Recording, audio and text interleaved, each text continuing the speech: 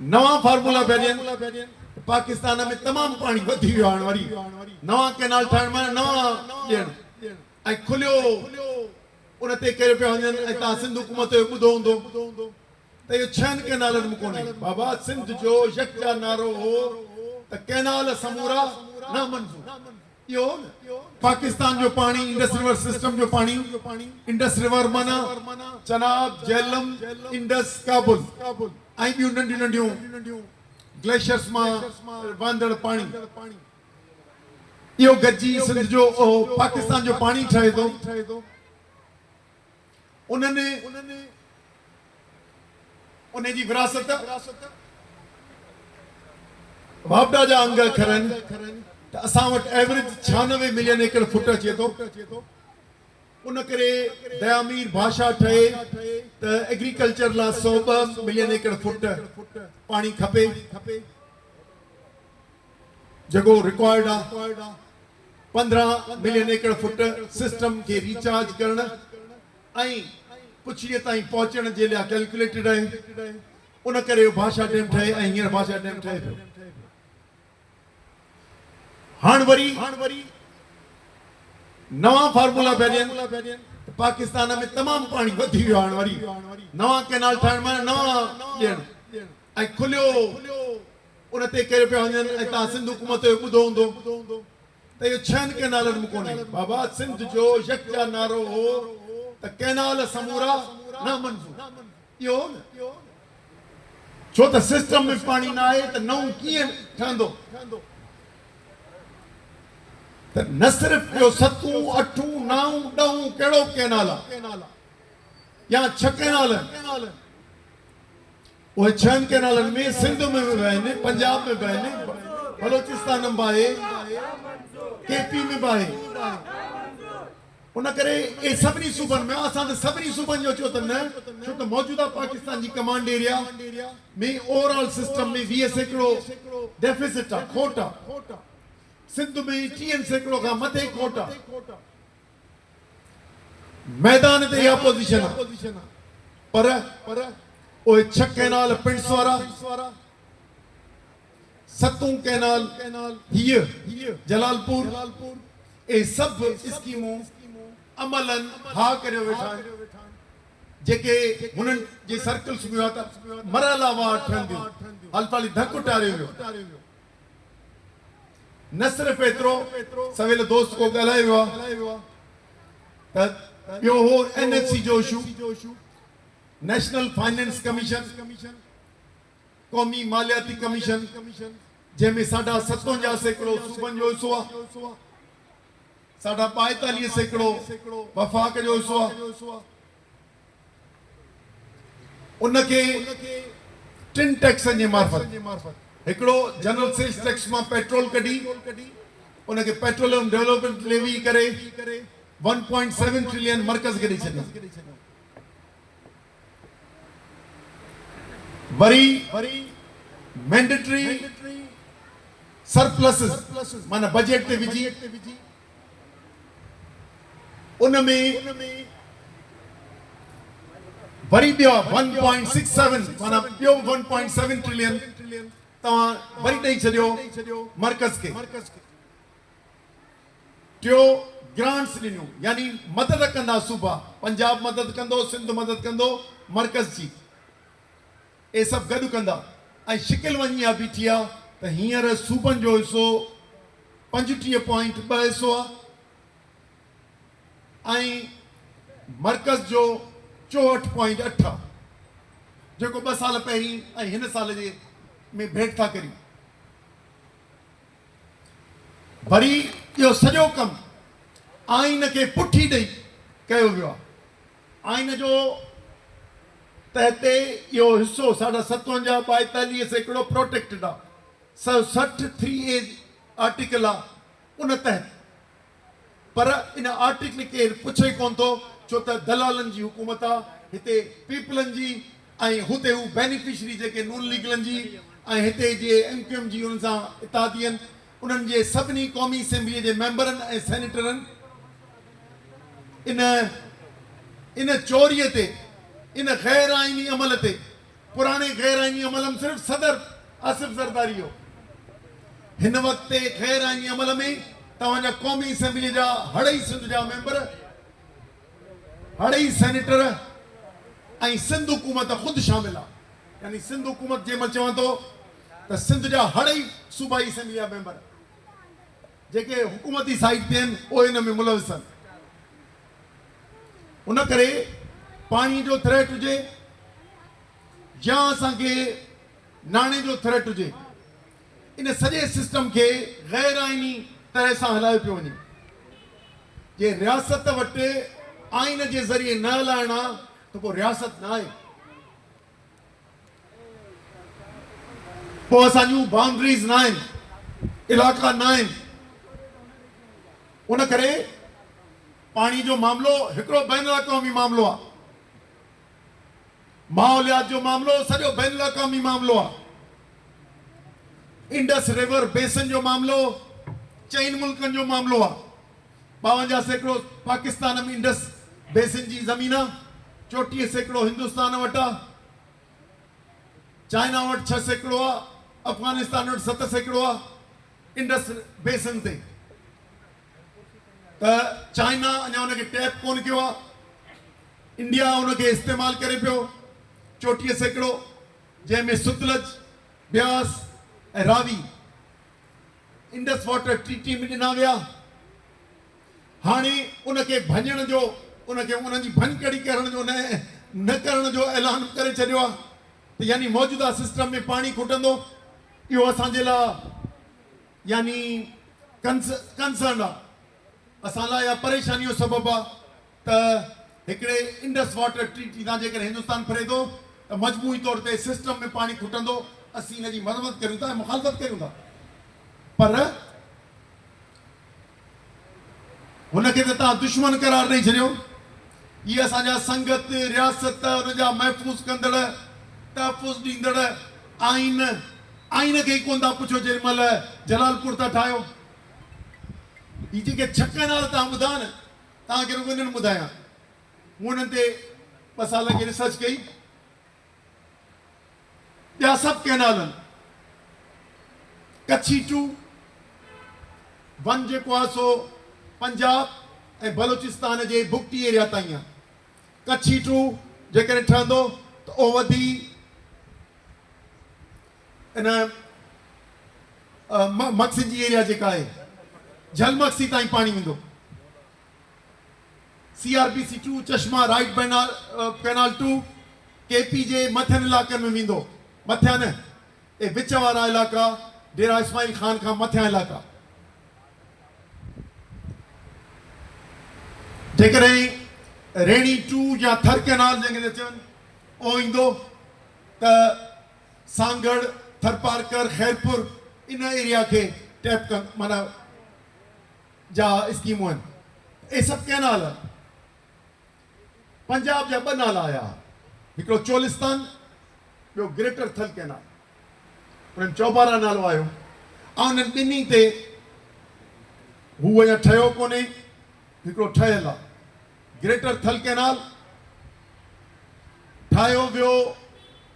चश्मा Jhelum link canal ते, जेको चश्मा Jhelum link canal सिर्फ़ु वहंदो हो जॾहिं ॿोॾ या वाधू पाणी थींदो, जेको झेलम में शिफ्ट कंदो। उन ते मुशरफ जे वक़्त में इब्तिदा कई वई, पाण सभिनी गोड़ कयो। उन ते अब्बासी साहब जी कमीशन ठाहियूं डैमनि ते। पाण एंटी ग्रेटर थल कैनाल कमेटी ठाहे हलियासीं। पर 2010 में कायम अली शाह जे वक़्त में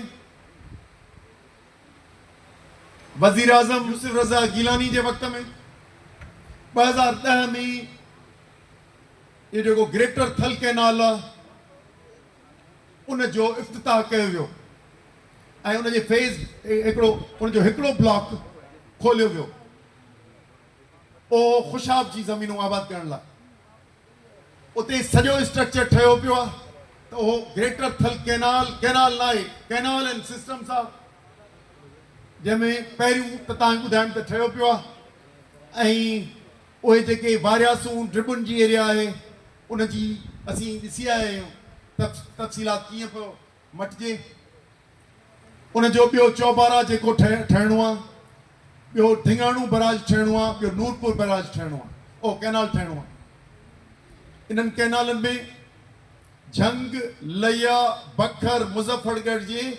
वारिया सा इलाइक़ा जेके बारानी इलाइक़ा आहिनि उन्हनि खे आबाद थियणो आहे। इन सभ जा गेट्स ठहिया पिया। साॻे नमूने सां चश्मा और चोलिस्तान कैनाल जेको आहे, उहो चोलिस्तान कैनाल हिकिड़ो न आहे। चोलिस्तान कैनाल एंड सिस्टम्स आहे जीअं ग्रेटर थल कैनाल, जंहिंमें हिक खां वधीक कैनाल आहिनि। East Marot canal, waste Marot canal, पोइ उन मां निकिरंदड़ माइनर्स, उन मां पोइ डिस्ट्रीब्यूटरीज़। इब्तिदाई तौर ते 12 लख एकड़ पंजाब में ज़मीन आबाद करण जो चयो वियो आहे, जेका अॻिते हली 60 एकड़ थींदी। ऐं पंजाब जी कुल ज़मीन 70-80 लख आहे जेका बारानी आहे, उनखे आबाद करण जा डिघा प्लान्स आहिनि। उनजो पाणी किथां ईंदो? हिन वक़्त ते पाकिस्तान पीपुल्स पार्टी जो चेयरमैन मीटिंग वेही 2 महीना अॻे कंसेंट ॾेई आयो त पाणी चनाब ते डैम ठाहे ऐं उन्हनि 3 लोकेशन्स ते वियो आहियां। पहिरियों मिद्रांजा, ॿियो शाहजीवणा, टियों चन्योट। त मिद्रांजा पहिरीं थो अचे हिंदुस्तान खां, उते ठाहियो, उनखे डाइवर्ट करियो, पाणीअ खे चनाब खे डाइवर्ट करियो, छो त सतलज में ही एरिया आहे, सतलज जी एरिया जेका जिते चोलिस्तान ते आबाद थियणो आहे। कैनाल ठाहियो ऐं कैनाल खणी वञो, माना चनाब जूं ज़मीनूं शुरूआती छॾे ॿियो सॼो चनाब हाणे पुराणी सतलज जी एरिया खे आबाद कंदो। ऐं ही जेके लिंक कैनाल आहिनि, पहिरियां चश्मा झेलम लिंक कैनाल ऐं तौसा पंजनद, इन्हनि ॿिन्ही जे ज़रिए इंडस मां पाणी निकिरी चनाब ऐं झेलम खे आबाद कंदो। ऐं झेलम जो ॿियो पाणी केॾांहुं वेंदो? उहो जलालपुर उन ई थियो। हिकिड़ो झेलम जी पंहिंजी कमांड एरिया, ॿियो जलालपुर जिते 2.25 लख एकड़। उन करे पाण खे इहो फ़ैसिलो इहो करिणो आहे रियासत खे। पाकिस्तान जी ज़मीन 8 करोड़ एकड़ एरिया जे हिते फ़सुलु थी सघे थो, पर 4 करोड़ एकड़नि जो पाणी पूरो कोन्हे हींअर कमांड एरिया। आया या बारानी ज़मीन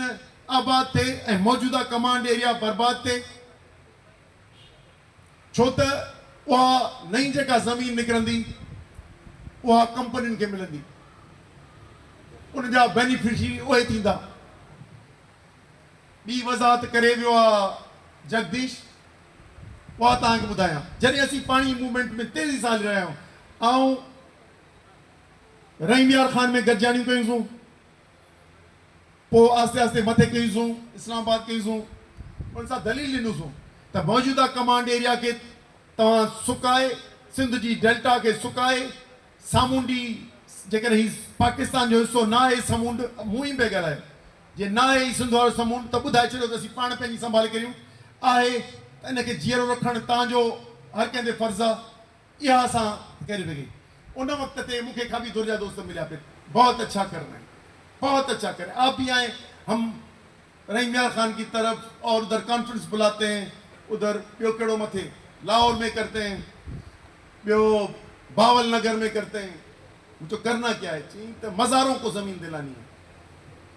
अरे बाबा, ये जेकरे नवा कैनाल ग्रेटर थल कैनाल ठहे या सिस्टम्स या चोलिस्तान सिस्टम्स, ओ अमेरिका वारो आबाद कंदो, सऊदी वारो आबाद कंदो, फौजी आबाद कंदो या हिकिड़ो हारी आबाद कंदो, पाणी कंहिंजो वेंदो? पाणी सिंध जो वेंदो। त उन करे आऊं सभिनी दोस्तनि खे चवंदुसि, महिरबानी करे पंहिंजे करारदातुनि में, मूं इलाहियुनि पार्टियुनि जे करारदातुनि में इहो पढ़ियो पंहिंजनि सिंध जे, त उते जूं ज़मीनूं फौजियुनि खे ॾिनियूं हुजनि, हारनि खे ॾिनियूं हुजनि। यानी इहो तव्हां जवाज़ पिया ॼणायो त हिते कैनाल ठाहियो, उन करे इन शइ खां एहतियात करियो। नाणे जी जिदोजहद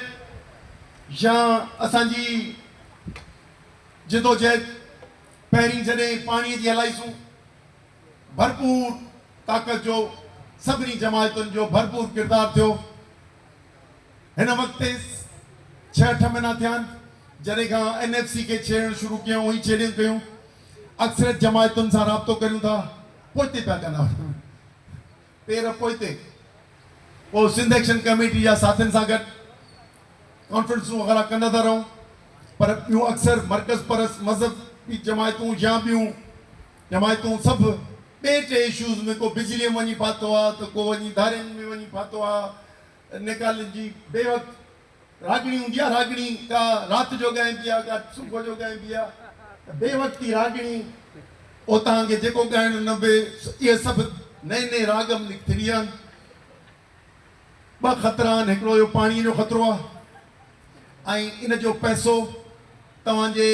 जेको तव्हां सरप्लसिस जेके सूबनि ॾिना आहिनि छो त औरंगज़ेब फाइनेंस मिनिस्टर चयो आहे त इन मां ई असीं डिफेंस ऐं नवां आबी मनसूबनि लाइ यानी वफ़ाक़ में बजट जी खोट कान्हे आबी मनसूबा ठाहींदासूं त सिंध जे पैसनि मां इहो चनाब ते डैम ठहंदा उन्हनि पैसनि मां पंजाब जा पैसा मिलंदा कैनाल ठहंदा ऐं मजमूई तौर ते मुस्तक़बिल में सिंधु दरिया मरी वेंदो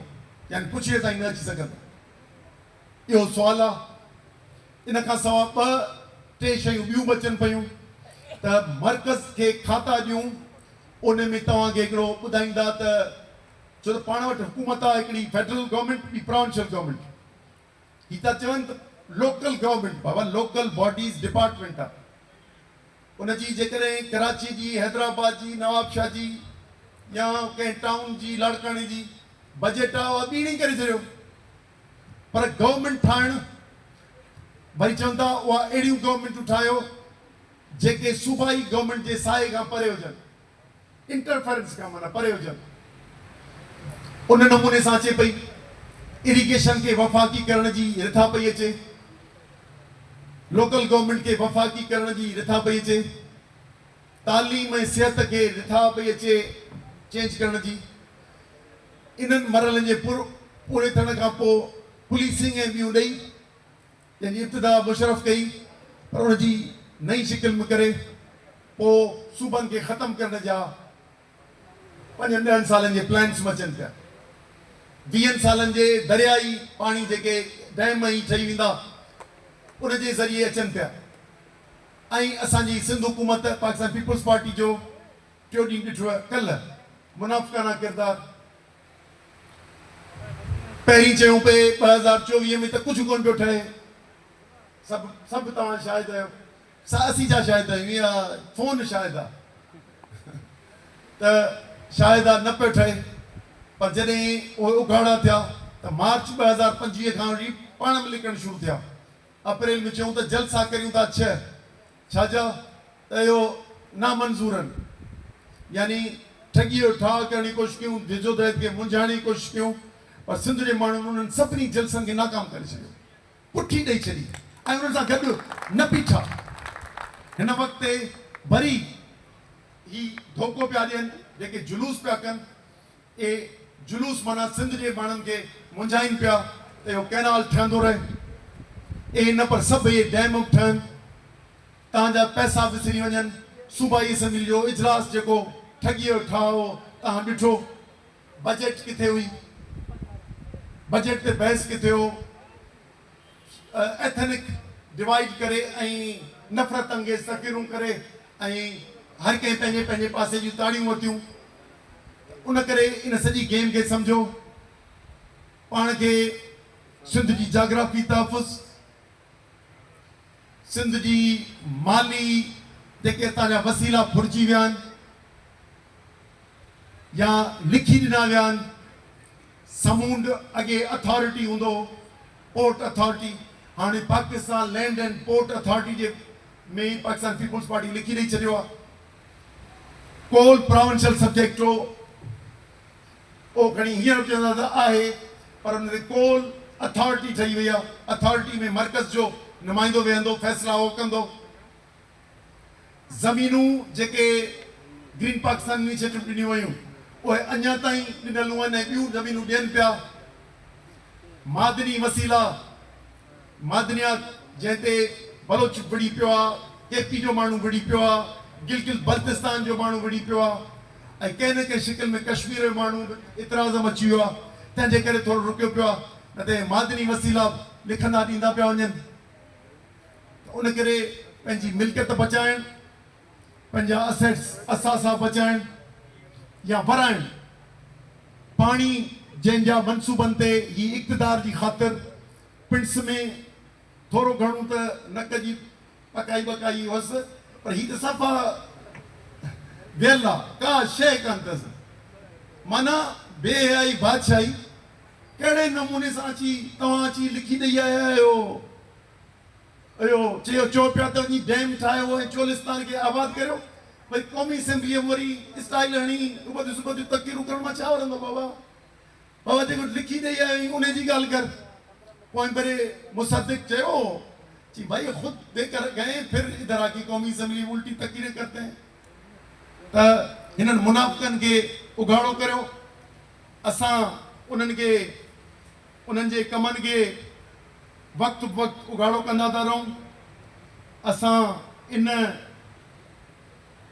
पंहिंजी फ़र्ज़ अदायगी सम्झंदे पंहिंजो क़ौमी कमु कंदा था रहूं ऐं असांखे तव्हांजे साथ जी ज़रूरत आहे सिंध यूनाइटेड पार्टी सम्झे थी त ही धारी दलालीअ जे किरदार जी एक्सपोजर अॻे बि सभिनी जमायतुनि कयो आहे सभिनी पंहिंजो किरदारु अदा कयो आहे पर धारियुनि दलालनि खां अवामी नुमाइंदगीअ जो जेको अवामी नुमाइंदगीअ जो हक़ आहे उहो फुरियो उहो पाकिस्तान पीपुल्स पार्टी जो तव्हां वटि हितां चेयरमैन आहे उहा चेन सदर ताईं वञी पई उहा सिंध जो सौदो पई करे हिननि जो तर्ज़ हुकुमरानी बेईमानी ऐं नाइंसाफ़ी ते आहे उहो मूंखे ॿुधाइण जी ज़रूरत कोन्हे उहो सभु तव्हां करियो पिया जे सिंध दोस्त आयो त सिंध दोस्तीअ ते पंहिंजो वोट तब्दील करियो ऐं हिननि धारियुनि दलालनि खे वोट न ॾियो ऐं पाकिस्तान पीपुल्स पार्टी 18 सालनि में तव्हांजे डेमोग्राफी जे डेमोसाइल खे ख़तमु करे चुकी आहे तव्हांजे वसीलनि खे ख़तमु करे चुकी आहे सिंधूअ खे विकिणी चुकी आहे ऐं सिंध खे डिवीज़न जे लाइ हिकिड़ा फार्मूला लॉन्ग टर्म ठाहे चुकी आहे उन करे इन सॼे खे तव्हांजे अॻियां था रखूं जे बहितर सम्झो सही सम्झो असांजा हथ मज़बूत करियो असीं सिंध यूनाइटेड पार्टी जे दोस्तनि खे चवंदासूं क्यामाड़ीअ दोस्त वेठा आहिनि क्यामाड़ीअ दोस्त तयारी करियो सफूरा कहिड़ो टाउन आहे सफूरा टाउन जा तयारी करियो हर यूनियन कमेटी ते बीहो ऐं मलीरा वारा उते बीहो ऐं सिंध जे माण्हुनि खे सिंधी माण्हुनि खे या केर बि सिंध जा रहाकू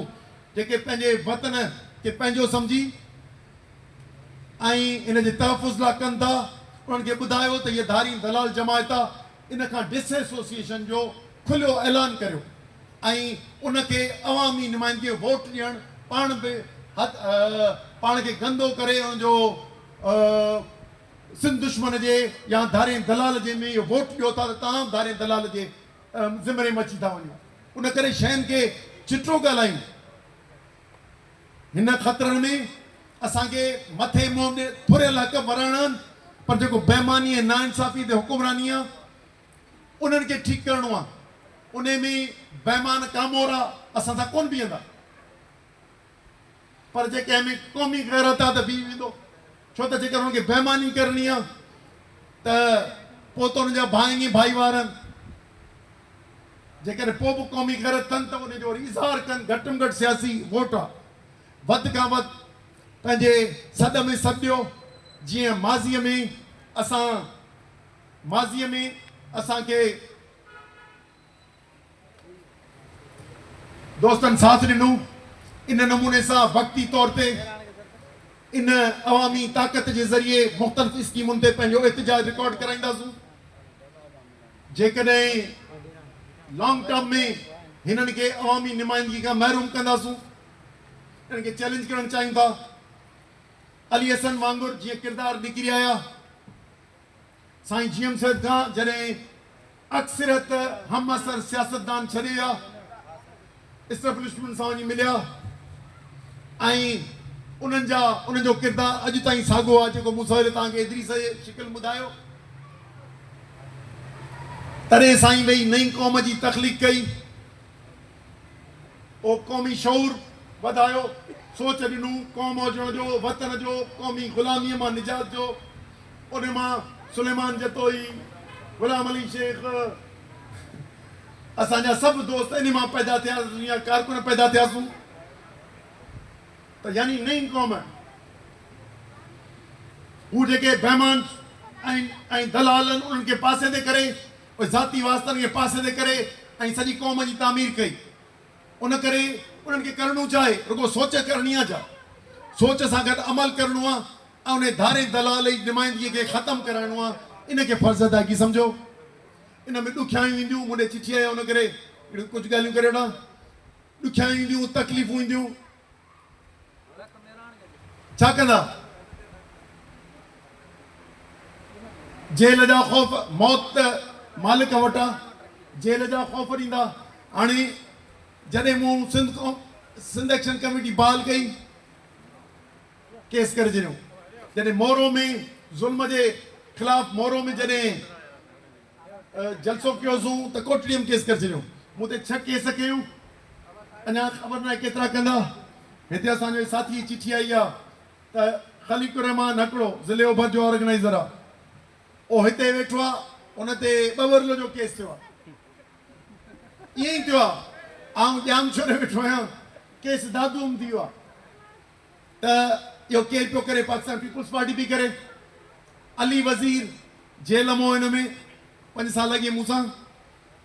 त हुन ॿुधायो त आउं वेठो आहियां केपी में, केस मूं ते शिकारपुर, दादू,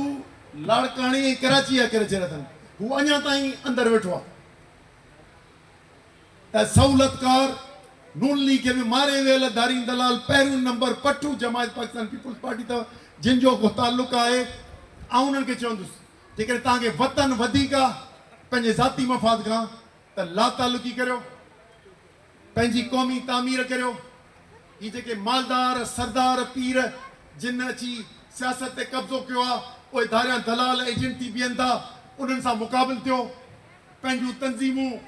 यूनियन सतह ते बीहो ऐं पाण खे ज़ाहिर करियो। असां चऊं था त क़ौमी कारकुन बाअसर थिए, बाअसर समाजी ख़िदमत जे ज़रिए थींदो। ही करप्शन जा जेके सिस्टम आहिनि उन्हनि खे मक़ामी सतह ते चैलेंज करियो, ॿाह ॿेली थियो, बाअसर थींदो। ऐं सिंध पार्टी इन अमल ते रहंदे मुस्तक़िल मिज़ाजी सां हले पई। ऐं ख़ुशीअ जी ॻाल्हि आहे त हिन दौर में जंहिं बि शहर में वञूं था, जीअं अॼु तव्हां 20 ॼणा या 30 ॼणा दोस्त आया शामिल थिया, मूंखे मीरपुर पोएं हफ़्ते